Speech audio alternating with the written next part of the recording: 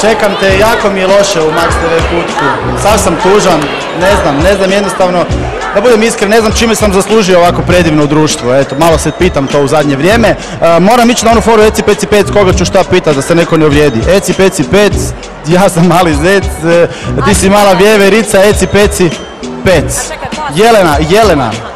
Jelena Bog. Bog. Odrekla si se roze, stavila sivu, na tebi baš i nije nešto presivo. I što još novo ima u tom životu i karijeri? Ima puno lipih stvari, ali ja bi ovu priliku iskoristila da najavim božićni koncert u Bestu, kojem se ja jako veselim. I pozivam ovom prilikom sve gledatelje da dođu, da se dobro zabave. Garantiram dobru zabavu. Može mali komentar na naše kandidate u Showtime? Znaš šta? Imam jednog dečka koji mi se jako sviđa, fenomenalno pjeva, ali nećemo sad to. Fair enough, nećemo sad. Hvala ti. Mora. A sada, mlada dama Katarina, kako si mi ti? Dobro sam, ti? Super, hvala na pitanju. Odlično. Zanima me što i ti radi? I ti radi sve. Sve i svašta? Da. Trenutno? Trenutno novi singl koji ste večeras čuli, novi album u prodaji, novi spot, Novi Zagreb. Novi Zagreb, novi odnos.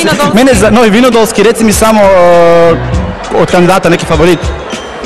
Nemam favorita. Ko ti je onako drag? Svi su mi fenomenalni, svi su mi na svoj način posebni, još uvijek se nisam odlučila. Dobro, imaš vremena, Iskreno. Nadam se da tvoj kandidat neće ispast večeras. Neće sigurno. Želim ti sreću u tome, a mi moramo vama, dragim gledateljima, reći da sve intervjue, epiloge, sve vezano uz sam show možete od 0 do 24 gledati na Max TV-u i te portalu, a za sve dodatne informacije odite na web stranicu showtime.novatv.hr. Meni uistinu treba mali odmor, nadam se da i vama.